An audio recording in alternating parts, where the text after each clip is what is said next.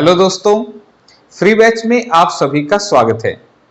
तो दोस्तों, आज की क्लास में हम पार्टनरशिप यानी कि साझेदारी के बारे में बात करने वाले हैं।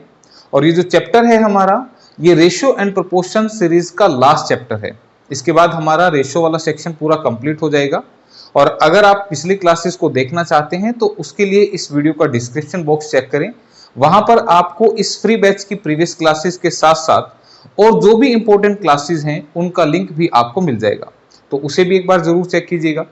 और आज की क्लास को शुरू करने से पहले आप सभी के लिए मेरी एक छोटी सी रिक्वेस्ट कि आप इन क्लासेस को ज्यादा से ज्यादा शेयर करें, ताकि हर वो बच्चा जो एग्जाम के लिए तैयारी करना चाहता है उन्हें इन फ्री क्लासेस का बेनिफिट मिल सके। तो इसी के साथ क्लास को करते हैं शुरू। चैप्टर नया है तो पहले मैं थोड़े से बेसिक कंसेप्ट के बारे में बात करूंगा। और इस चैप्टर का जो कंसेप्ट है वो एक छोटा सा कंसेप्ट है कि यहाँ पे पार्टनरशिप यानी कि साझेदारी जो होगी वो किस लिए होगी, ताकि दो पैसे का बेनिफिट हो, प्रॉफिट हो। तो प्रॉफिट जो होगा उसे पार्टनर्स अपने बीच में किस हिसाब से बांटेंगे, ये हमने इस चैप्टर के अंदर पढ़ना है। तो इसमें जो प्रॉफिट होगा पार्टनर्स के बीच में उसे हम किस हिसाब से बांटेंगे, उसके लिए दो फैक्टर मैटर करेंगे।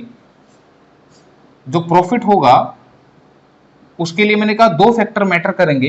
पहला क्या, amount of investment. Amount of investment, भाई कौन कितना पैसा लगा रहे हैं। इसके साथ साथ टाइम पीरियड भी मैटर करेगा। अब पैसा तो लगा दिया, लेकिन कितने टाइम के लिए लगाया, 1 साल के लिए, 2 साल के लिए। तो जो प्रॉफिट होगा यानी कि जो लाभ होगा वो दो फैक्टर्स पे डिपेंड करेगा। पहला फैक्टर धनराशि या पूंजी, आप लिख लें यहां पर धनराशि या पूंजी, और दूसरा फैक्टर है क्या, समय। ठीक है, इस पर डिपेंड करेगा पूरे चैप्टर का। यही एक बेसिक कंसेप्ट है जो हम बार बार क्वेश्चन में इस्तेमाल करेंगे। ठीक है, तो जो प्रॉफिट बांटा जाएगा पार्टनर्स के बीच में वो डिपेंड करेगा दो फैक्टर्स पे, अमाउंट ऑफ इन्वेस्टमेंट और टाइम, यानी कि निवेश की गई पूंजी और कितने समय के लिए निवेश की गई है, इसके ऊपर डिपेंड करेगा। ठीक है तो यहां पे जो फॉर्मूला है वो मैं एक बार लिख देता हूं। फॉर्मूला क्या है, P1 अपॉन में P2, this is equal to amount 1 into में टाइम 1 अपॉन में अमाउंट 2 इंटू में टाइम 2। ठीक है भाई, यहां पर P1, P2, A1, T1 ये क्या है, यहां P1 और P2 जो है भाई, these are the profits. Profit यानी कि ये लाभ है। ठीक है, अगर दो बंदे मिलके पार्टनरशिप कर रहे हैं तो उनके जो प्रॉफिट का रेशियो होगा, उनके जो लाभ का रेशियो होगा, वो किस पर डिपेंड करेगा, अमाउंट ऑफ इन्वेस्टमेंट यानी कि उनकी अमाउंट पर, पूंजी पर, और दूसरा इनके टाइम पर, टाइम यानी कि समय पर, इसके ऊपर डिपेंड करेगा। ठीक है, ये मैंने आपको पहले भी बताया था। तो ये मैंने फॉर्मूला लिख के दिखाया। अगर पार्टनर्स 2 की बजाय 3 हो तो फिर हम इस फॉर्मूले को कैसे लिख लेंगे कि जो प्रॉफिट का रेशियो है, लाभ का जो रेशियो है, अनुपात है, वो डिपेंड करेगा अमाउंट इनटू टाइम, पहले व्यक्ति का अमाउंट और पहले व्यक्ति का समय, फिर दूसरे व्यक्ति की अमाउंट, इसका टाइम, फिर तीसरे व्यक्ति की अमाउंट और इसका टाइम। ठीक है भाई, तो ये हमारे फार्मूले हैं जिन्हें हम आज की क्लास में इस्तेमाल करने वाले हैं। और कैसे इस्तेमाल होंगे वो मैं आपको क्वेश्चन की मदद से अब बताता चलूंगा। ठीक है, तो ये कंसेप्ट याद रखना है आपने। ठीक, तो इसी के साथ पहला क्वेश्चन आपके सामने स्क्रीन पर। क्वेश्चन क्या है कि रवि तथा कवि 8,000 रुपए तथा 72,000 रुपए लगाकर कोई व्यापार आरंभ करते हैं, तो उन्हें वर्ष के अंत में मिलने वाले लाभों का अनुपात क्या होगा। मैंने जो क्वेश्चन अरेंज किए हैं वो बिल्कुल जीरो लेवल से अरेंज किए हैं। हर टाइप का क्वेश्चन मैं कवर करूंगा, ध्यान से समझते रहना। और कैसे लिखना है ये भी मैं आपको बताता चलूंगा। देखो यहां पे क्या बोल रहे हैं कि इसमें रवि और कवि, आपने क्या लिखना है, आर और के। रवि के लिए आर, कवि के लिए के। ये दोनों क्या है, मिलकर बिजनेस स्टार्ट कर रहे हैं। रवि ने कितने लगाए, 8,000, और कवि ने कितने लगाए, 72,000। ठीक है, तो लिखने का तरीका आप देखिएगा। इन्होंने एक बिजनेस शुरू कर लिया मिलके, और वर्ष के अंत में यानी कि after the end of year उन्हें जो मिलने वाले प्रॉफिट हैं उनका रेशियो हमसे पूछना चाह रहे हैं। तो अब ध्यान दीजिएगा, इसने और इसने दोनों ने 1-1 साल के लिए पैसे लगाए, तो हमें क्या लिखना चाहिए, ये तो अमाउंट होगी, ये टाइम हो गया, ये अमाउंट होगी, ये टाइम हो गया, और ये यहां पे प्रॉफिट का रेशियो बन गया। क्योंकि मैंने बोला था कि जो प्रॉफिट का रेशियो होगा वो किस पे डिपेंड करेगा, अमाउंट ऑफ इन्वेस्टमेंट और टाइम के प्रोडक्ट पे। तो ये अमाउंट होगी, ये टाइम होगी, इसीलिए इसका ये अमाउंट और ये इसका टाइम। अब मैं जो कहना चाह रहा था वो क्या कहना चाह रहा था, देखो भाई, बिजनेस में अगर 2 बंदे हों या 3 बंदे हों या 4 हों, जितने भी हों, अगर इन बंदों का टाइम पीरियड सेम है, यानी कि जितने टाइम के लिए रवि ने लगाए उतने टाइम के लिए कवि ने लगाए, तो इस टाइम पीरियड को मेंशन नहीं करना है। क्या ये पहली बात समझ में आई जो मैं बताना चाह रहा हूं, खास पॉइंट? जो टाइम पीरियड अगर सेम है तो उसको लिख के दिखाने की जरूरत नहीं है, मत लिख के दिखाओ, क्योंकि एक साल ये लगा रहा है, एक साल ये लगा रहा है, तो टाइम पीरियड सेम होने से रेशियो में आपस में कट जाएगा, लिखने की जरूरत नहीं है। इसके अलावा रेशो में आपको पता है कॉमन चीज को काट दिया जाता है, ये जो 3 जीरो हैं ये भी आपस में कट जाएंगी, तो इनको भी लिखने की जरूरत नहीं थी। आपने सीधा क्या लिखना था कि रवि ने लगाए 8 रुपए और कवि ने लगाए 72 रुपए, आपने सीधा ऐसे लिखना था, यानी कि कॉमन चीज को भी आप ना लिखें। तो जैसे जैसे आगे क्वेश्चन चलेंगे और ज्यादा पता लगेगा। तो अब रेशो अगर हम देखेंगे, अनुपात देखेंगे, तो ये कितना आएगा, 1:9, 1:9। तो यानी कि जो प्रॉफिट होगा उसे ये 1:9 में बांटेंगे, ऑप्शन नंबर डी में लिखा हुआ है। ठीक है, यानी कि प्रॉफिट में से एक हिस्सा ये रखेगा और 9 हिस्से ये रख लेगा। ठीक है, इसी के साथ अगला क्वेश्चन आज की क्लास में हिंदी में है भाई, इंग्लिश में अरेंज करने पड़ते तो फिर टाइम ज्यादा लगता और फिर आज क्लास नहीं बन पाती, तो थोड़ा सा यहाँ पे कोऑपरेट करना।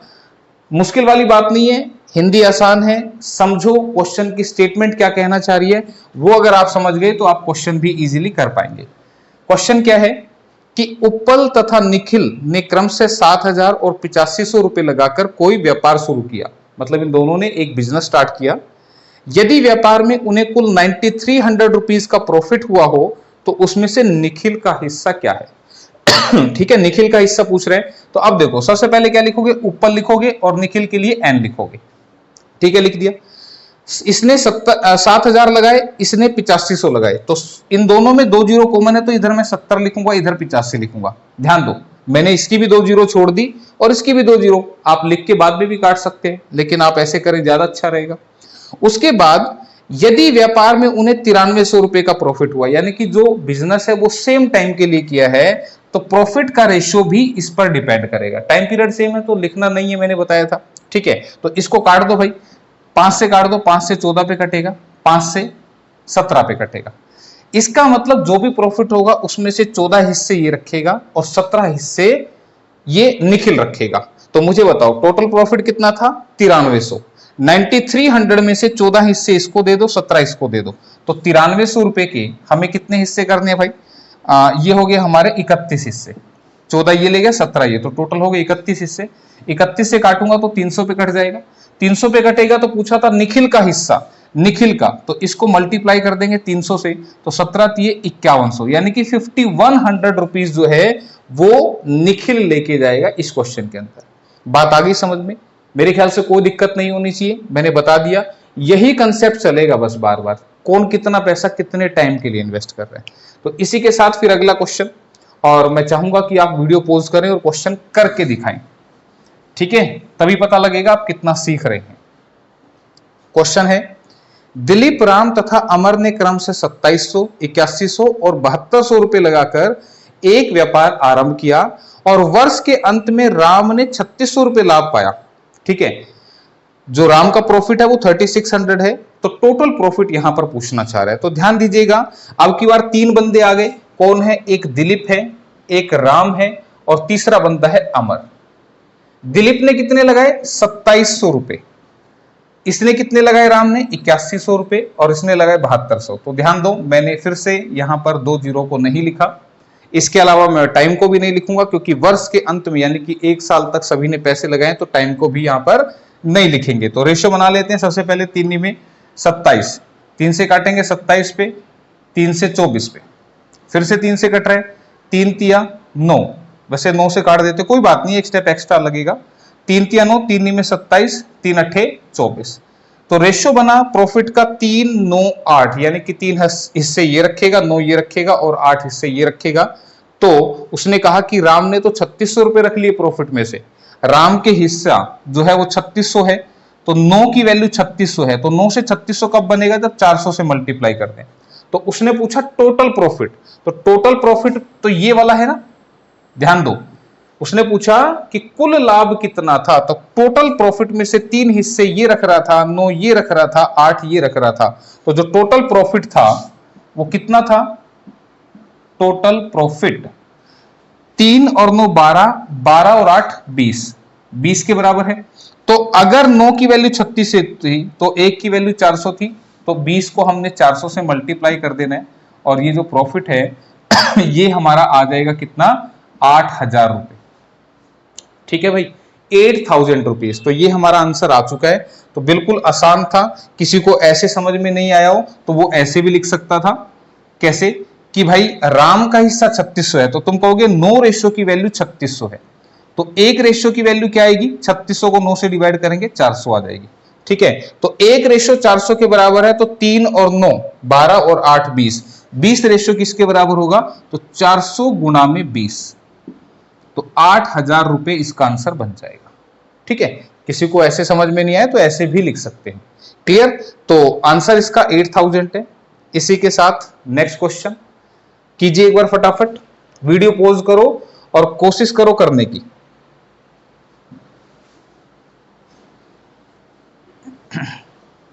करा करो साथ के साथ, तभी पता लगेगा तुम्हें आया कि नहीं आया। अब धीरे धीरे टाइप भी बढ़ती जाएंगी इनकी।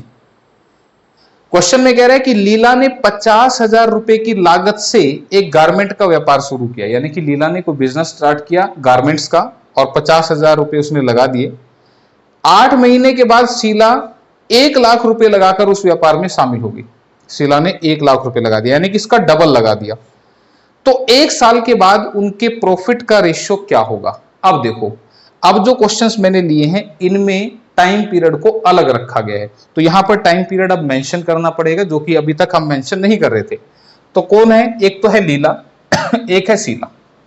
ठीक है, लीला ने कितने लगाए भाई, 50,000, यहां पे 5 लिख दो। शीला ने कितने लगाए, 1 लाख, यहां पे 1 लिख दो। ठीक है, देखो 1 नहीं 10 लिखो। देखो क्या हुआ, यहां पर 50,000 रुपए में कितनी जीरो है भाई, 4 जीरो है, और 1 लाख में कितने हैं, बात आ रही है समझ में। इसने 50,000 रुपए लगाए, इसने 1 लाख लगा दिए। ठीक है, तो देखो यहां पे ये 4 जीरो मैंने पहले उड़ा दी थी ना, और ये तो मैं तुम्हें पहले ही समझाता हूं कि ये 4 जीरो आपने नहीं लगानी है। ठीक है, तो यहां पे 5 लिख दिया, यहां पे 10 लिख दिया। ठीक है, अब देखो बिजनेस लीला ने स्टार्ट किया और 8 महीने के बाद शीला आ गई, और बिजनेस का एंड हुआ 1 साल के बाद, यानी कि 1 साल के बाद उन्होंने देखा कि प्रॉफिट का रेशियो क्या बनेगा।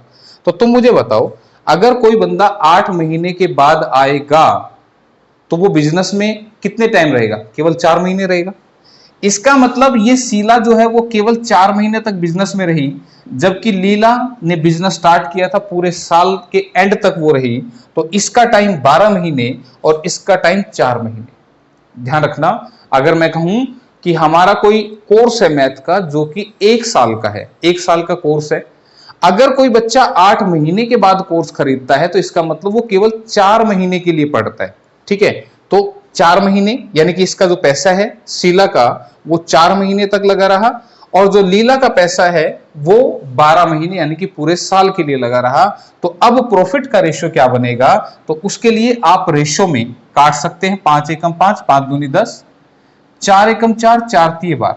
ठीक है, तो जो प्रॉफिट का रेशियो होगा वो कितना होगा, 3:2। ठीक है, तो टाइम पीरियड अलग आए तो देना है, ये मैंने आपको इस क्वेश्चन के माध्यम से बताया। ठीक है, तो 3:2 इस क्वेश्चन का आंसर बनेगा। इसी के जैसा अगला क्वेश्चन भी आपके सामने, जो कि थोड़ा सा ब्लर है, हो जाएगा, ठीक हो गया है, देख लीजिएगा क्या कह रहा है क्वेश्चन, कि गोपाल ने 3,000 रुपए के साथ कोई व्यापार शुरू किया और 6 महीने के बाद दिनेश 2,000 रुपए के साथ व्यापार में शामिल हो गया। यदि 1 साल के अंत में कुल 2,600 रुपए का प्रॉफिट हुआ है तो दिनेश का हिस्सा क्या होगा। तो बिल्कुल आसान है भाई, एक है गोपाल, एक है दिनेश। गोपाल ने कितने लगा दिए भाई, 3,000, दिनेश ने कितने लगा दिए भाई, 2,000। ठीक है, इसमें कोई दिक्कत, लेकिन दिनेश कब आया था, 6 महीने के बाद आया था, तो दिनेश का पैसा केवल 6 महीने तक ही लगा रहेगा। 6 महीने के बाद आया ना, तो 1 साल में 6 महीने के लिए इसका पैसा लगा रहेगा। और गोपाल तो भाई शुरू से अंत तक था, तो इसका पैसा तो 12 महीने के लिए लगेगा। ठीक है, तो अब 6 से काटा, 2 पे कटा, 2 से ये 1 पे कटा, यहां पे आया 3, यहां पे आया 1, यानी कि जो प्रॉफिट होगा उसमें से 3 हिस्से गोपाल रखेगा, 1 हिस्सा दिनेश रखेगा। तो 2600 रुपए के हमने 4 हिस्से करने हैं, तो 2600 के 4 हिस्से करेंगे तो 4 6 के 24, 4 पंजे 20, 650 का 1 हिस्सा। और उसने पूछा था दिनेश का हिस्सा क्या होगा, तो भाई 650 से मल्टीप्लाई कर देना, 650 जो है वो इसका हिस्सा बनेगा। इसका पूछ लेता तो 650 इंटू 3 बन जाता। ठीक है भाई, क्लियर है। तो 2600 रुपए का प्रॉफिट हमने बांटना था, दिनेश का हिस्सा पूछ रहा था। ठीक है, तो ये आपका क्वेश्चन था। इसी के साथ अगला क्वेश्चन आ चुका है, फटाफट से कीजिएगा।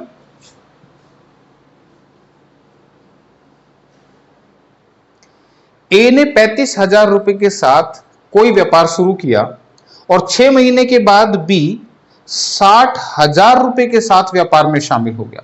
ठीक है भाई, यदि वर्ष के अंत में उन्हें कुल 26,000 रुपए का प्रॉफिट हुआ तो उस लाभ में ए का हिस्सा बी से कितना ज्यादा था। ठीक है, अब ध्यान से देखिएगा यहां पे क्या पूछना चाह रहा है कि ए था बिजनेस में और दूसरा बंदा है कौन, बी।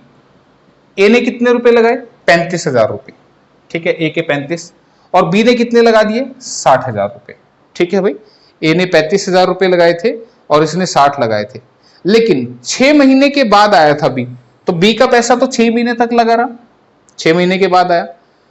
और 1 साल के अंत में, ये भी देखा करो कि कब जो बिजनेस का प्रॉफिट चेक कर रहा है वो 1 साल के अंत में चेक कर रहा है, यानी कि 1 साल के बाद, तो इसका मतलब इसका पैसा 12 महीने तक लगा रहा। ठीक है, यहां तक। अब काट के देखते हैं पहले, 6 दूनी 12, 5 सत्ते 35, 5 से कटेगा 12 पे।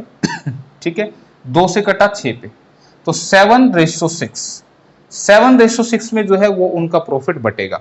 तो अब कह रहे हैं यदि वर्ष के अंत में उन्हें कुल 26,000 रुपए का लाभ हुआ था तो उस लाभ में से ए का हिस्सा बी से कितना ज्यादा था। मुझे बताओ, ए के पास तो 7 प्रॉफिट गया और बी के पास 6 गया, तो ए का हिस्सा बी से कितना ज्यादा है, 1। और इसी 1 की वैल्यू को वो पूछना चाह रहे हैं। वो पूछना चाह रहे हैं ए का हिस्सा बी से कितना ज्यादा था। तो इस 1 की वैल्यू को हमने बताने, तो बांट दो भाई 26,000 को, कितने हिस्सों में बांटोगे, 7 हिस्से इसके, 6 हिस्से इसके, तो 13 हिस्सों में बांटेंगे, तो 2000 का 1 हिस्सा आ जाएगा, तो 1 की वैल्यू कितनी आ जाएगी, 2000। तो इसका मतलब ए को बी से 2000 रुपए जो है वो ज्यादा मिलेंगे। और यही वो पूछना चाह रहा था कि जो 26,000 का प्रॉफिट है उसमें से ए का प्रॉफिट बी से कितना ज्यादा है। ठीक है भाई, क्लियर। तो इसी के साथ फिर बढ़ते हैं अगले क्वेश्चन की तरफ। ठीक हो जा भाई, आसान है ना चैप्टर, बिल्कुल इजी चैप्टर है। ठीक, क्या कह रहे भाई, एबीसी ने क्रम से 8,000, 4,000 और 8,000 रुपए के साथ कोई व्यापार शुरू किया। 6 महीने के बाद ए व्यापार से हट गया। यदि 8 महीने में कुल इतना प्रॉफिट हुआ हो 4,005 रुपए का, तो उस प्रॉफिट में बी का हिस्सा क्या होगा। आप लिखते हैं भाई, पहले तो लिखो है कौन कौन, ए है भाई, बी है और सी है। ठीक है भाई, ए के कितने हैं भाई, 8,000, बी के कितने हैं 4,000 और सी के कितने हैं 8,000, 8,000, 4,000, 8,000। ठीक है भाई, 6 महीने के बाद ए व्यापार से हट गया, इसका मतलब ए का पैसा केवल 6 महीने तक रहा। इसका हिसाब किताब हो गया, किसका कितना पैसा कितने टाइम तक रहा। 6 महीने के बाद हटाए तो 6 महीने तक तो है इसका पैसा। यदि 8 महीने में कुल 4,005 रुपए का प्रॉफिट हो, तो अब मुझे बताओ इसका पैसा, ये जो 4,000 था ये कितने महीने तक था, 8 महीने तक। इसका पैसा भी 8 महीने तक। क्या ये बात समझ में आ रही है। ठीक है, देखो यहां पे यदि 8 महीने में कुल प्रॉफिट, 8 महीने के बाद उन्होंने देखा कि प्रॉफिट कितना हो रहा है, तो इनका पैसा, इसका 6 महीने तक ही रहा, इनका 8-8 महीने तक रहा। तो अब मल्टीप्लाई मत करना, कभी बोलो 8 6 के 48, 4 8 32, मल्टीप्लाई करके फिर करो, नहीं। आप देखो कि सभी में से कुछ कट रहा है, तो तुमने कहा 8 इसमें भी कट रहा है, इसमें भी कट रहा है और इसमें भी कट रहा है। फिर 2 से 2 तिया 6, 2 दूनी 4, 2 चौके 8, और यहां पे ये आ चुका है प्रॉफिट का रेशियो 3:2:4। लेकिन उसने कहा कि कुल प्रॉफिट 4,005 रुपए था और पूछ रहा था बी का हिस्सा क्या हुआ। तो मुझे बताओ, 3 हिस्से इसने रखे प्रॉफिट के, 2 इसने, 4 इसने, तो 3 2 5 और 4 9 हिस्सों में आप बांट दो किसको, 4,005 रुपए को। तो 9 चौके 36, बचा फिर से 40, 9 चौके 36, बचा फिर से 45 और 9 पंजे 45। ठीक है भाई, 4500 को 9 से काटना है, तो 9 से काटेंगे, 9 चौके 36, बचेगा 40, 9 चौके 36, फिर से 45, 9 पंजे 45। तो बी का हिस्सा पूछ रहा था भाई, तो 445, तो 400 दूनी 800, 890 बनेगा भाई। 890 रुपीज लेके गया बी, और यही वो पूछना चाह रहा था। ठीक है, तो इस तरीके से आपने करना है भाई। ठीक, तो इसी के साथ फिर बढ़ चलते हैं हमारे अगले क्वेश्चन की तरफ। थोड़ा सा ब्लर है, हो जाएगा ठीक, जब तक साफ करूंगा ना तब तक हो जाएगा ठीक। हो गया ना, ये गुस्सा हो जाता है कई बार। ठीक है, ए तथा बी ने क्रम से 12,000 रुपए तथा 16,000 रुपए लगाकर व्यापार आरंभ किया। 8 महीने के बाद सी भी 15,000 रुपए लगा के उसमें शामिल हो गया। तो 2 साल के बाद 45,600 रुपए के प्रॉफिट में से सी का शेयर हमने बताना है। ठीक है, तो सबसे पहले लिखो भाई, ए भाई साहब, बी भाई साहब, सी भाई साहब। ए के कितने हैं भाई 12,000, बी के कितने हैं भाई 16, और ए के 12,000, बी के 16,000, इन दोनों ने स्टार्ट किया था। और 8 महीने के बाद सी आ गया 15,000 रुपए लगा के, तो इसके लगा दो 15। ठीक है, अब मुझे बताओ टाइम पीरियड कितना है 2 साल। 2 साल के बाद ये प्रॉफिट हुआ, तो तुम मुझे बताओ ए का पैसा कितने साल तक रहा 2 साल, यानी कि 24 महीने। ध्यान रखना, यहां पे मैंने 24 महीने लिखा है। अगर आप 2 साल लिखोगे, यहां भी साल लिखोगे, तो फिर इसके 8 महीने कम करके लिखने पड़ेंगे, यानी कि 14 बटे में 24 लिखना पड़ेगा, तो फ्रैक्शन में आ जाएगा। तो इसलिए हमने इसको क्या रखा, साल में ही रखा। तो आपको पता है 1 साल में 12 महीने होते हैं, तो फिर 2 साल में 24 महीने होंगे। और ये जो सी भाई साहब हैं, ये 8 महीने के बाद आए थे। ठीक है, तो इनका पैसा तो फिर 14 महीने तक ही लगा, 14 नहीं 16 महीने तक। ठीक है, वहां पे 16 बटे 24 लिखते, अगर फ्रैक्शन में लिखेंगे तो 16 बटे 24 लिखा जाएगा। ठीक है, तो 8 महीने के बाद आए, तो पैसा कितने टाइम तक लगा रहा 2 साल में, केवल 16 महीने। ठीक है, तो 16 और 8 24 हो जाते हैं। अब इसको काटो भाई, काटेंगे तो आप देखिए 4 से कट रहे हैं, 12 से फिर उधर नहीं, 4 से काट लेते चलो। 4 छिके 24, 4 छिके 24, 4 चौके 16। ठीक है, फिर से 2 से कट रहे हैं, 2 तिया 6, 2 तिया 6, 2 दूनी 4। ठीक है, अब तो नहीं कट रहा, नहीं कट रहा। ठीक है, कट रहा है भाई, 2 से भी कट रहा है। 2 एकम 2, 2 अट्ठे 16, 2 छिके 12। ध्यान रखना, सारों में से कटना चाहिए, जिस नंबर से काटो सब में से कटना चाहिए। यहां पे 6 तिया कितना बन गया 18, यहां पे 8 तिया 24, और इधर 15। इसका मतलब फर्दर कट रहा है ये 3 से, ये फर्दर 3 से कट रहा है। 3 छिके 18, 3 अट्ठे 24, 3 पंजे 15। ठीक है, तो गलती ना हो। ठीक है, इसलिए आप ध्यान से इसको काटे। ठीक है, तो यहां फर्दर 6 तिया मैंने 18 प्रोडक्ट करके लिखा था, इधर 8 तिया 24 लिखा था, और इधर 15 ही बचा था। फर्दर 3 से कट रही थी, तो जो प्रॉफिट होगा उसमें से 6 हिस्से ये रखेगा, 8 ये रखेगा, और 5 ये रखेगा। तो 2 साल के बाद 45,600 का प्रॉफिट है, सी का हिस्सा पूछ रहे हैं। तो 45,600 रुपए के कितने हिस्से करने, 6 और 8 14, 14 और 5 19, 19 हिस्सों में अगर मैं डिवाइड करूंगा तो 19 दूनी 38, 19 चौके 76, 2400 रुपए का एक हिस्सा बनेगा।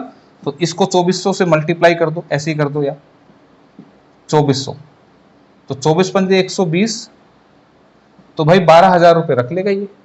तो 12,000 रुपीज जो है वो आपका आंसर बनेगा इस क्वेश्चन के लिए।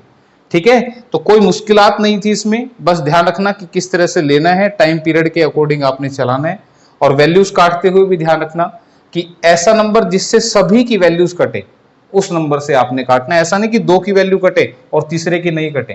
ठीक है, सभी की वैल्यू कटनी चाहिए। ठीक, तो इस तरह से आप करेंगे भाई इसको। तो इसी के साथ अगले क्वेश्चन की तरफ बढ़िएगा भाई। अगला क्वेश्चन फिर से गड़बड़ में।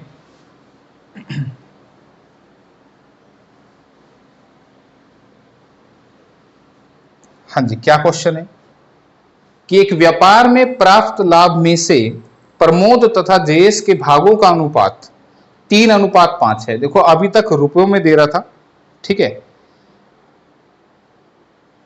नहीं ये प्रॉफिट जो है ये भाग नहीं है, लाभ में से प्रमोद, हाँ प्रॉफिट ही दे रखा है, थोड़ा सा मिसअंडरस्टैंडिंग हुई।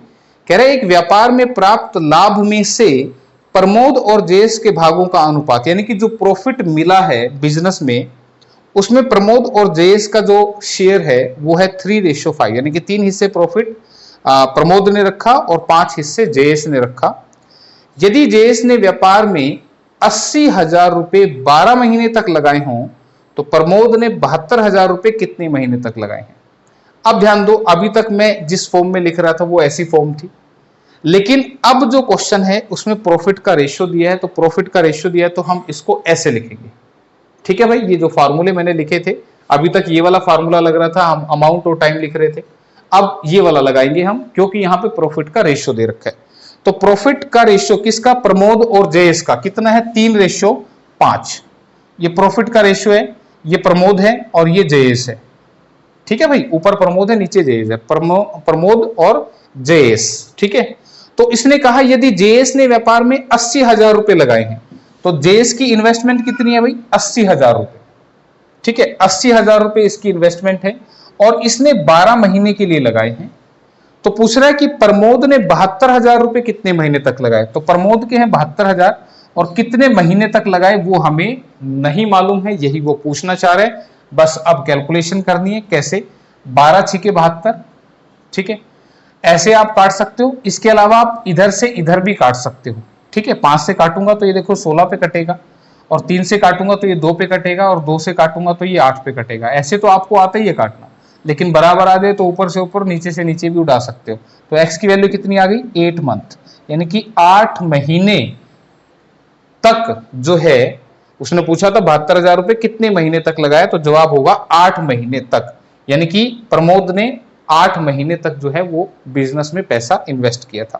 तो ये पूछना चाह रहा था कि फिर भी किसी को दिक्कत आए तो 80 गुना 12 को यहां लिख लेना और 72 इधर लिख लेना, और आप इसको सोल्व कर लेना क्योंकि क्रॉस मल्टीप्लाई में सोल्व होंगे।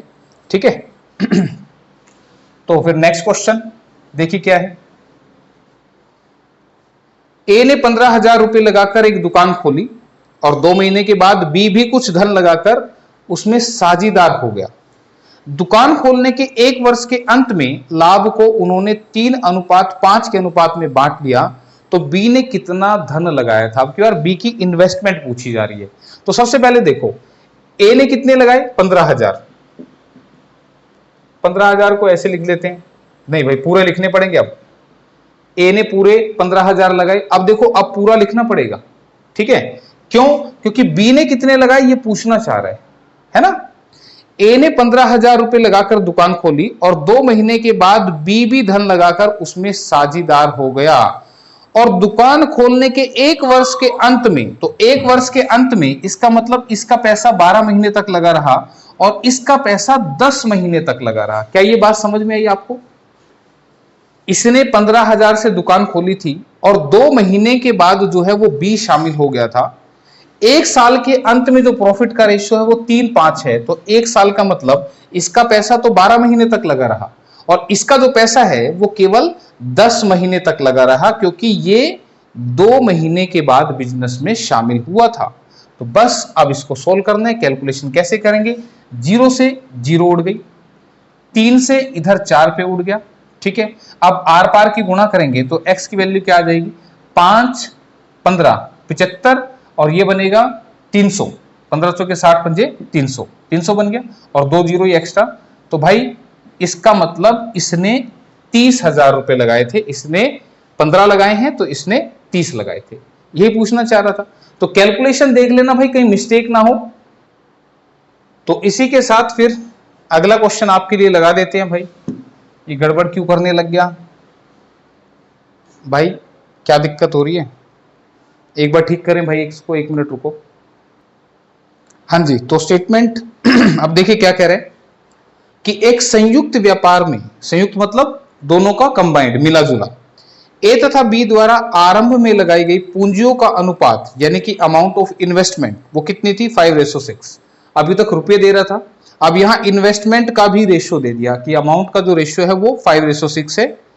एक निश्चित समय के अंत में इनके लाभों का अनुपात 5:9 है, यानी कि प्रॉफिट का रेशियो है 5:9। यदि व्यापार में ए का धन 8 महीने तक रहा हो तो बी का धन कितने महीने तक रहा?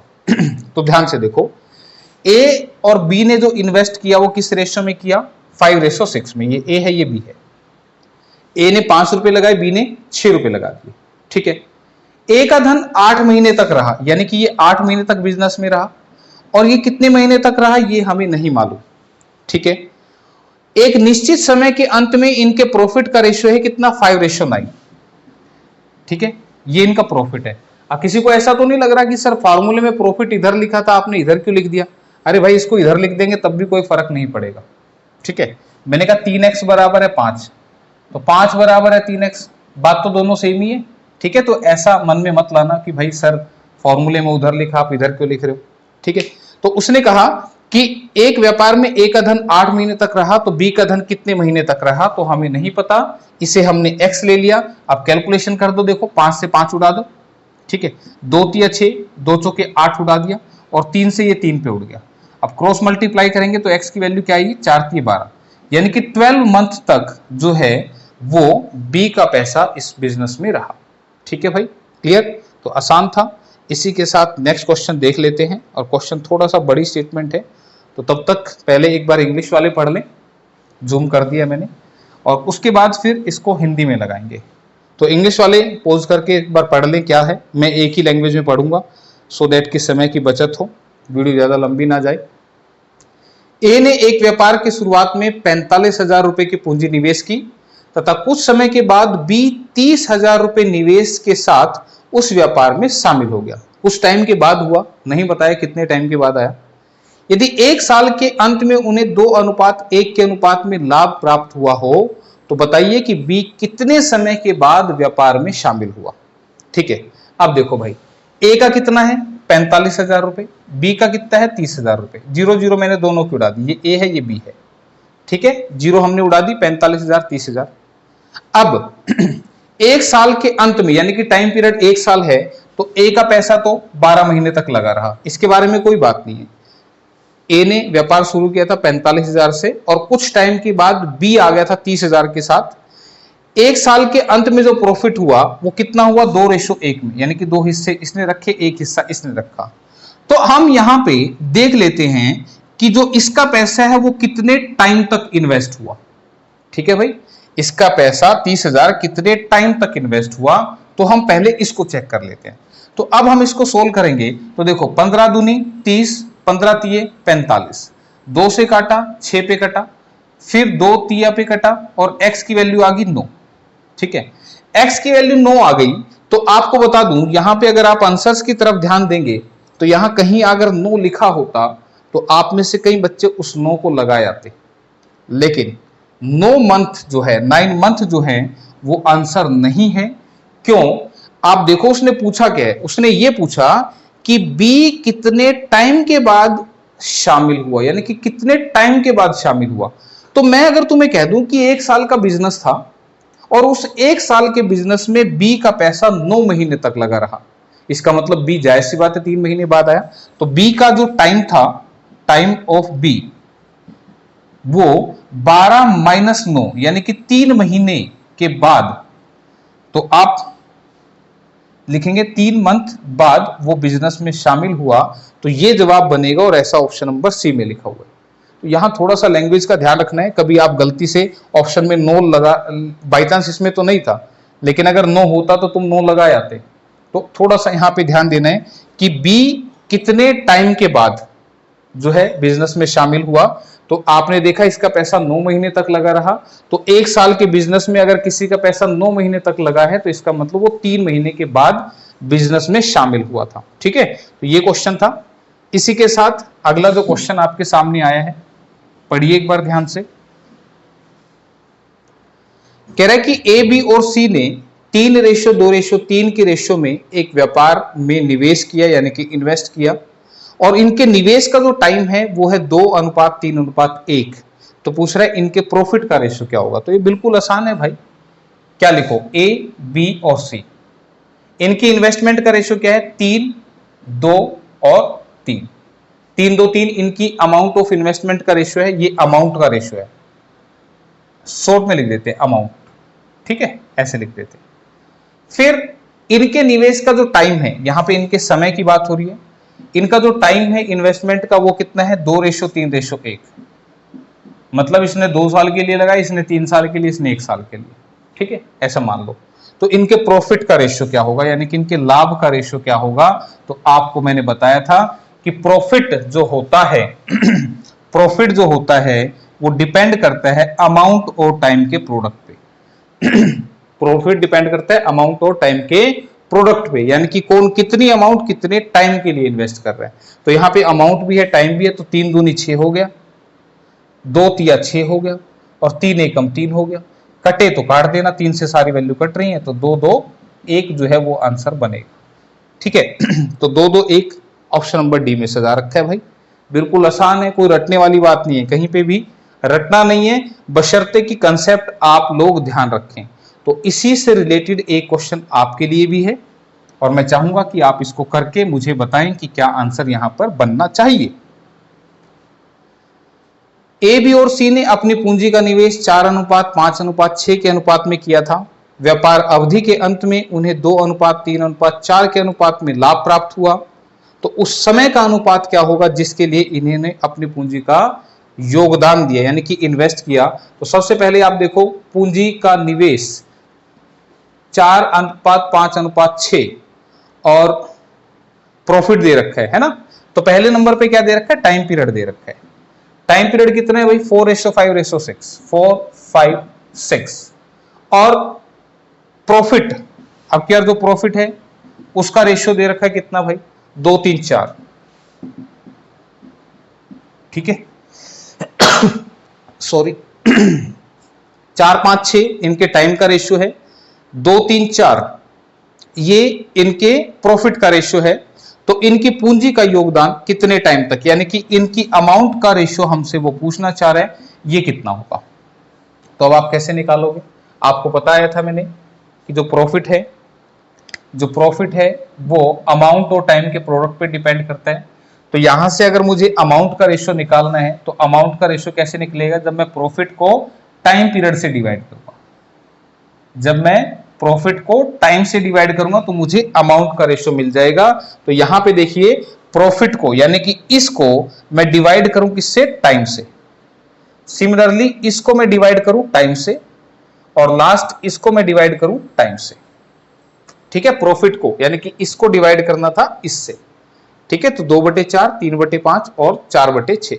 अब यहां पे एलसीएम से मल्टीप्लाई कर दो, क्योंकि रेशियो ऐसा तो बताना नहीं है। देखो आंसर भी कैसे लिखे, सीधे सीधे लिखे।